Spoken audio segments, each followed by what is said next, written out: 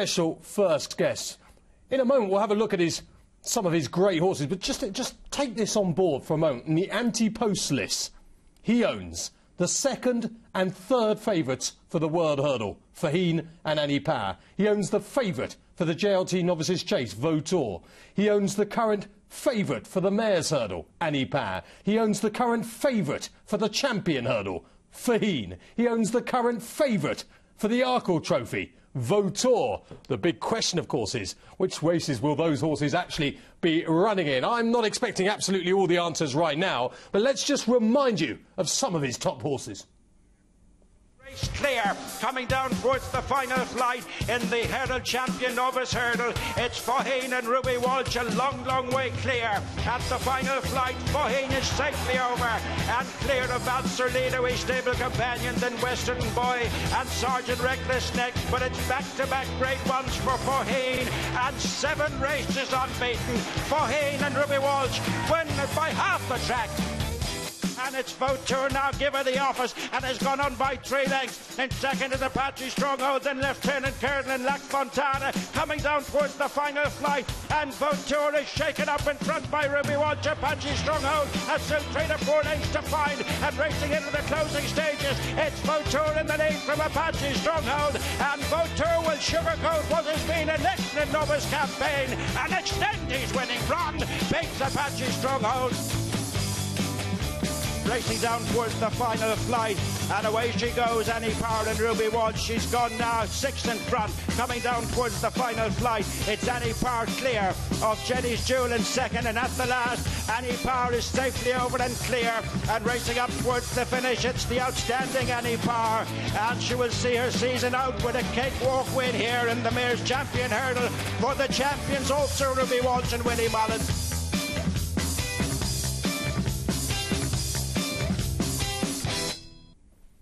There he is, the colourful Rich Ricci, always immaculately dressed.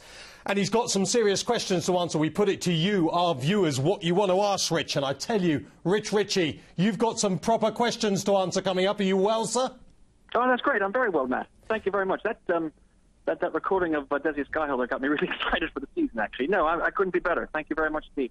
It's an embarrassment of riches in many ways when you go through those anti-post lists, Rich. Ray Stevenson has slightly summed up, I think, the general view of the people who watch this show. And it says, Matt, can you ask Rich, what's the end-of-season targets for all his stars? No waffle about will we see how their first couple of runs work out. He says, obviously, if they can't jump fences, that can alter plans. But let's try and have no waffle then, Rich. Let's start with perhaps the biggest gun of them all for some of us, and that is Fahine. Do we know whether Fahine will be jumping a fence first time out this season or a hurdle for starters? Well, I can't guarantee you no waffle on all these answers, but Fahine, there'll be no waffle. He jumps hurdles. So Fahine jumps hurdles. He's anti-post favourite for the Champion Hurdle, and he's a leading contender for the World Hurdle at this very early stage. Do you think come March he's more likely to be a 2-miler or a 3-miler? Here comes the waffle. I think it depends on what we do with Vautour and Annie Power. You know, certainly I think if they jumped, I think it's pretty clear to everybody that you know, given that performance at Punchestown, the Champion Hurdle would be his target. But it depends what we do with those two, because if we decide to keep those two hurdling, and I'll answer your next question now. We haven't made a decision about Vautour or Annie Power yet. If we kept those two hurdling, then that might be a different story as to who might go where. But we can guarantee that Fahine will start off. I mean, he's sort of 10 to 1 for the Arkle Trophy. We can guarantee at least he will start off over hurdles, Fahine. That's the plan. Yep. And then we see where we go with him. I mean, some people will say, well, Rich, it's simple, isn't it? Fahine will be over hurdles and he'll end up in the World Hurdle. Vautour will be over hurdles, he'll end up perhaps in the Champion Hurdle. And Annie Power would go in the Mares Hurdle, and then you've mopped up 3 already. Well, you've got the argument bang on. I think that is the case to keep them hurdling.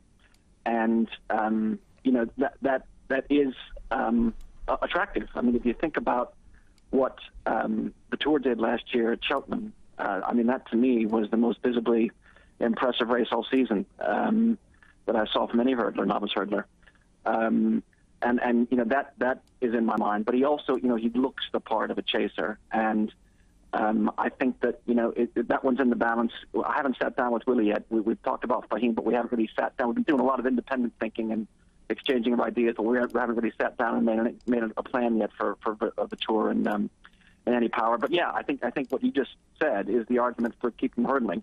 But I think he could be, you know, one hell of a chaser, and I know that others in the camp think the same. So I think we'll just have to get the brain trust that close setting together, which is Willie and Patrick and Ruby and David Casey and Paul and myself and Susanna, and sit down and figure out what we want to do. But yeah, I mean, you have very eloquently put the case forward to keep them over hurdles.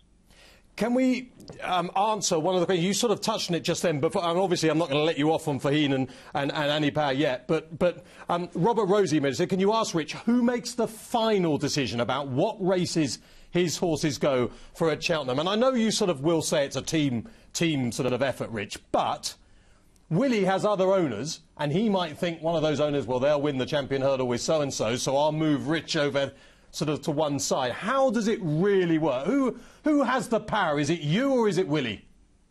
Well, I think the owner would always have the final say, but if you're an intelligent owner, you're certainly guided by your trainer. And there are sometimes there's disagreements. I mean, the most famous one I can think of with Willie was a few years ago when he didn't want to bring Arvika Legionnaire to Cheltenham, and I wanted him to, and he came and he finished fourth. And Willie very graciously said in his newspaper column that, you know, that was because of what I had said. But you've got to listen to your owner. They see the horse, or pardon me, your trainer. They see the horse every day. They know what the strengths and weaknesses are. I think when it comes to Cheltenham, I think, you know, the horses do run on their own merit. There's no doubt in my mind. And if you've got two or three deserving to be in the same race, I think they will be in the same race. But you know, it's the owner's call. But you have to be guided by your trainer, otherwise you wouldn't be an owner for very long, I reckon. OK, and on that score, Annie Power, I mean, it was one of the debates I enjoyed most with you last season, Annie Power.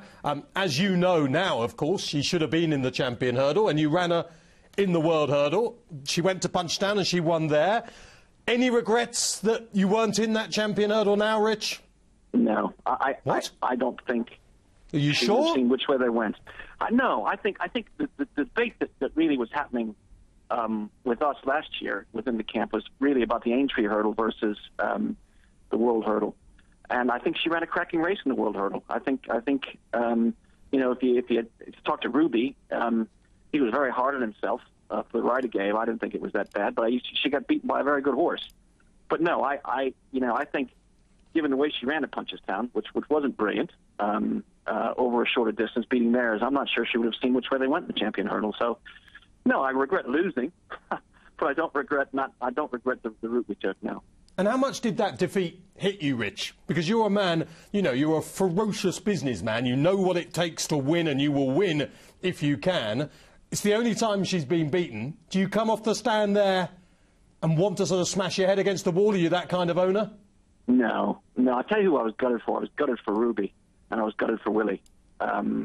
Those are the two I felt for. Look, we'd had a fantastic week. I mean, that would have been, you know, gravy. She's still a great mare.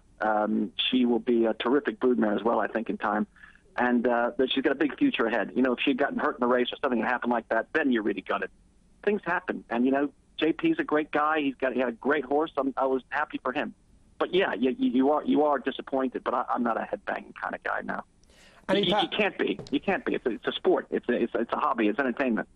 Annie Power has always looked to have the size and scope to jump a fence, and that's always been mooted with her that, you know, some people's great dream was that she might be a Dawn Run and win a Champion Hurdle and maybe a Gold Cup one day. Who knows what will happen with her, but she's 6, she'll be 7 at Cheltenham next March. If she doesn't go chasing this season, she'll then be 8 in her novice chase year. It must be quite a hard decision because effectively you already know you'll win the Mayor's Hurdle with her, barring an accident. Well, don't you? You know that, effectively. Well, yeah, you don't know that, obviously. But, I mean, on ratings, she would certainly, you know, if she got there in one piece on ratings, you know, against other mares at the moment, she'd have a favourite's chance, big time, yeah. And is that where owner and trainer, it's a harder decision to make? Because Willie Mullins, surely as the trainer, just says to himself, I want to win as many Cheltenham races as possible. Annie Power runs in the Mayor's Hurdle, right, that one's sorted. I don't have to worry about that race anymore. That's a really good point, because, oftentimes, owners and trainers' interests aren't necessarily aligned. But you can make a good example there. They've now made the mares race at Cheltenham, a Grade 1 event, which puts, a further question into the equation. Most owners and jockeys and even trainers want to have Cheltenham winners as many as they can. Of course, that's what, at the end of someone's career, that's what they chalk up, don't they? Or they want prize money, or they want, they want to have those things. And sometimes, if you're a sporting owner, you may want to have different ideas. Yeah, and that is where some of the tension comes in. And, in our case, on Annie Power, that's one I'm not quite sure. I'm puzzled by that. I'm very puzzled by what to do with Annie Power, I have to say. And surely the answer, looking great. Surely the answer with Annie is to send her chasing on the basis if it doesn't work out, you can go and win the mare's hurdle with her, even if she lost 10 pounds of her hurdling ability because she's gone chasing. Surely, at her age, if you're ever going to go chasing, this is the time to do it, Rich. Well, I mean, that's a consideration. I don't know how Willie would feel about an older horse going novice chasing at 7 or 8. I think Arvika, like Legionnaire, was older when he did it. So we've done it before. So I wouldn't rule out, hurdling this season and going novice chasing next season. But you make a point as well, because you probably wouldn't be wanting to try to win the Gold Cup at 9 or 10 for the first time, would you? So. I don't know. We'll have to see how she is. Clearly with the weather, we haven't been able to do a lot of work yet, just a lot of conditioning, and we'll have to see where we go with her. But she to me is a puzzle. And the gut feeling with Votor, if Fahim's staying hurdling, surely then the gut feeling is that Votor's got to go chasing, hasn't he? He's got to go he's got to be an Arkle contender. I think he would be. I think that, we have to see what else we have for novice chasers. We've got Pont Alexander coming back. We've got Clondalk Court coming back.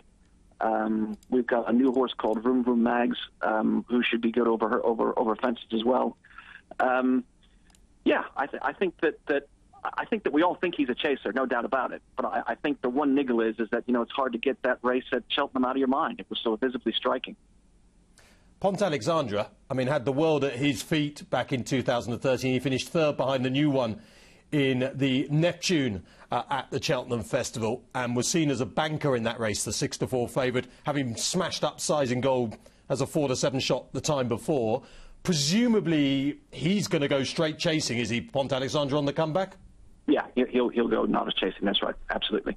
And just recap, Rich, briefly what his problem was and how he is now, and whether he's, is he absolutely bouncing again, Pont Alexandra? He did a tendon, and they patched it up. It seemed to be patched up quite readily and easily, which is good. They can be terrible sometimes, obviously, as we've seen with some other horses.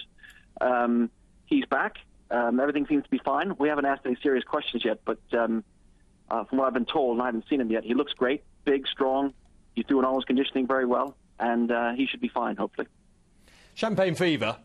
One day can look as though he's got the world at his feet. The next day he can have you slightly scratching your head, and he will remain a Cheltenham Festival runner-up in the Arkle. And however many times I watch that race, I'll still never, ever believe that he'll get beaten, because you'll never see a horse jump better, travel better, or run better, and then get beaten by a horse who simply couldn't win it. That race will forever be strange to me. But he's bred to stay further. Would you have some sort of aspirations to going beyond 2 miles this time around with him, sort of on a consistent level? Yeah, I think that's right. I agree with your sentiment about the Arkle as well. I've watched that race a ton, and it's just anyway, fair play to the winner. But I think he is bred to stay. He's stowaway. He'll be run over longer distances, and I don't think he necessarily has to make all the running either. So, be interesting. We don't have any firm targets, but he could be a candidate for something like the King George, right? Depending how he comes out this season. But if you had told me last season that he was eligible to run in the Winners of One, I'd have laughed at you. But he only won one race last year, his Beginner's Chase. That was it. Yeah. No, it was extraordinary, mind you. That defeat was a monster defeat. But the King George would be interesting, wouldn't it? Because he's in the Queen Mother Champion Chase and the Gold Cup, which suggests that, he's got the speed and stamina, and maybe the King George in between would be his perfect race. Could be. I'd like to run the King George. I've never had a runner there. It would be it's an iconic race. It'd be great to have a runner. So that's as far as we're concerned, some of the biggest guns. I'm going to open up the email just to other people who've heard of horses that you might be having in training. Let's start with one that a lot of people won't have even ever heard of. Andrew Hurd emails in, says, "Afternoon, Matt, could you ask Mr. Ricci about Sempre Medici, please, and when we might see him?" Sempre Medici is a horse that we bought out of France last year. He's a gorgeous-looking horse, a really, really handsome thing. He's out of Medici. He is 4. He's only running the flat. I think he won first time out as a 2-year-old. He was 4th in the Criterium de St. Cloud over a mile 2. And then he ran, that was as a 2-year-old, and he ran 3 times as a 6-year-old. And I think on breeding and form, he'll probably be a 2.5 mile horse. Right. And he's going well. He jumps well, which is good. He schooled before he went out last season. And, hopefully when we get to the rain, certainly this side of Christmas, one would hope. And exciting prospect. I have a lot of hope for him. Interesting email from Gary, because he will have been swayed by the Racing Post that there might be some sort of divide between you coming up with Willie Mullins and you might have horses over here, because he says, "Hi Matt, how does Rich rate the new horse he owns with Michael Buckley, trained by Nicky Henderson?" That story in the Post was very much written along the lines of, you might be bringing more horses over here. Rich, are we right to sort of read that into that or not? Well, I don't think people should see it for anything other than it is, which is, Michael Buckley is a very good friend of mine. He's a business partner of mine. I'm very fond of Nicky Henderson. I have a lot of respect for Nicky Henderson. Michael bought a horse, asked me if I wanted to go in. I thought it would be fun to have a horse here and experience English racing. But if anybody would think that, first of all, I'd walk away from my great friend, personal friend, Willie Mullins, or secondly, walk away from the success that we've had together. They either don't know me very well or think I'm nuts. So, people shouldn't read anything into it other than what it is, which is it's good to have a horse here. And I like Michael, but, of the 53 or 54, how many horses we have, 53 of them are with Willie. And it is a proper friendship, isn't it? I mean, I remember David Johnson used to speak about Martin Pipe in a same sort of way. And you're I've seen you. Obviously, I'm not in there, but I've looked through the glass windows and seen you after racing sit with Willie Mullins for, an hour or two after racing and have a glass of wine and, enjoy the day. Yeah, I mean, Willie's a very interesting man. It's just not all about horse racing with Willie. He's got a lot of interests. He's got a lot of opinions, as you can imagine. And yeah, we are very good friends, and I like him a lot. I have a feeling Jack might have had a similar experience with me with a horse, because he says, "Can you ask Rich Ricci about potential plans for Jack Adam?" That is an interesting one, isn't it, Rich? Because Jack Adam is sort of bubbling under the surface, promising much, but needs to deliver at some stage. Yeah, I think that's right. So he won. What did he win last season? He won a Grade 2, didn't he? And then he fell when he was cruising in the Juicin. Yeah. He was cruising, and it's funny you say was I gutted by any power? The Jack Adam one killed me because I thought he was going really, really, really well. It's only a sport, though, yeah. Rich, as you told us a few minutes ago. What's that? You said a few minutes ago it's only a sport, though. Yeah, it is. That's absolutely right. You shake it off and you move on. That's right. No, I didn't bang my head against the wall. That's right. I did. But I think he's rated 147. I think that we were hopeful he was going to run in the Grade 1 at Punchestown, but the ground was too dry, and we ran Ballycasey instead. You remember Ruby was going to ride. He had picked Jack Adam in that race. Yeah. He I think has an awful lot of scope. It's interesting. When he came up as a hurdler, he was sort of in the class of my horses with Degora and Bloodkid Teal, and he was the worst of the 3s over hurdles. I mean, he was still okay, but he wasn't anywhere near as good as they were. But he's turned out to be, the best chaser. And I think that he has a lot of scope for improvement. I think that he's also a stayer. He could be in something like the Hennessy. Could be something that would be of interest.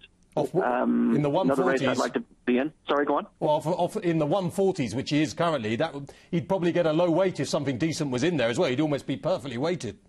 Yeah, he could be. It depends. If some of these big guys decide to run, yeah, he'd be off a very lightweight, wouldn't he? If I know Nicky said they were thinking about running Bobsworth, and they've talked about a few other ones. That would be very interesting. Yeah, he'd be off a real low weight in that case. Yeah, that would be interesting. Jim Paterson's emailed in. Jim's in Glasgow. He says, "Hi, Matt, getting really jiggy for the national hunt season. So's Rich and I now after this conversation. A question for Mr. Ricci. I read recently there was another massive batch in the region of 50 Ricci imports heading to the Willie Mullins yard. With all the talent at the disposal in the yard and the relatively limited racing programme in Ireland, especially during the winter, is there a real possibility of Willie sending horses over to the UK on a more regular basis? I mean, we've already heard that you might be going for the King George with Champagne Fever, for instance. What about a sort of second-tier Ricci come Willie Mullins stable over here? Anything there in the offing? We never talked about it seriously. I mean, what we have talked about is I'm very happy for our horses to travel. You know, last year we brought Indovan over, we brought Vesper Bell over a couple of times, brought Andy Powell over a few times. I have no problem traveling our horses, and so I'm happy with that at the moment.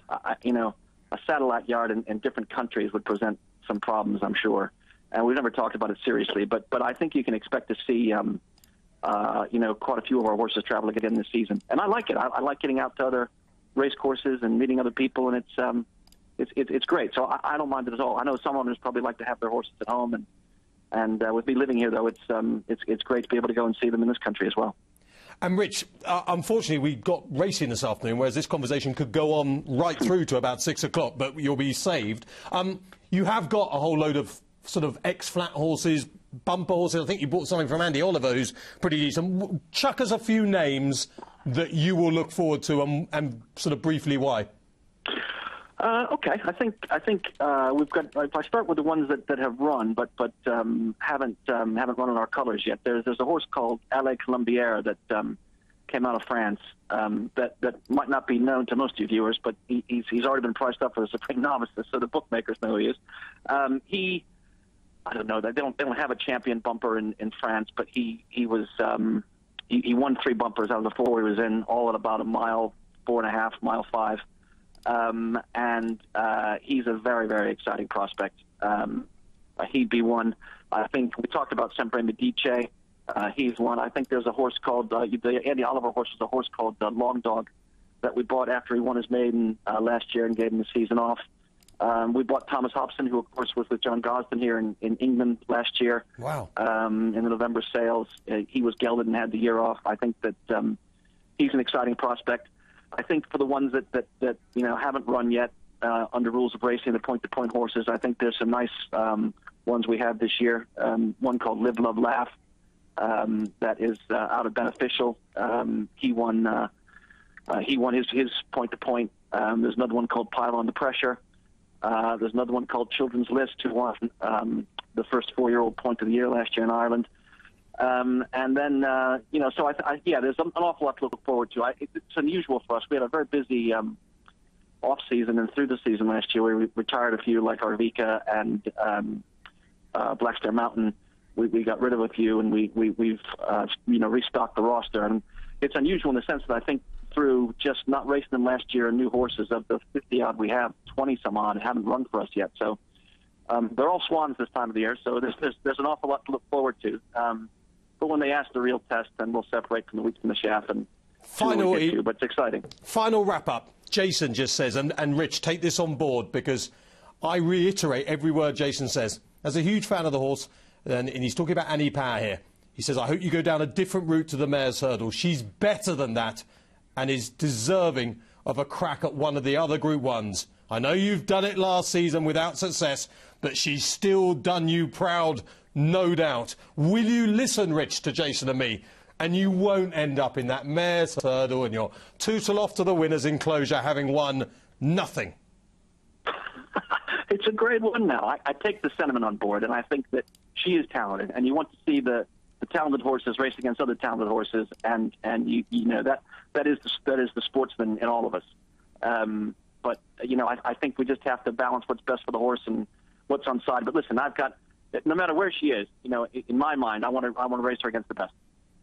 Rich, as I say, this could go on all day. It won't for you, but the one thing we've discovered anyway, Fahine definitely hurdling, Votor and Annie Power, we wait and see, but we've ruled Annie Power out of the Mare's Hurdle. At least we've done that. So thank you very, very much for all your time today. It's such an exciting season ahead. I mean, just thinking about your horses gets us a bit excited. God knows what you think about being part of it all. But good luck and thanks for joining us. Thanks very much, and good luck at the Arc.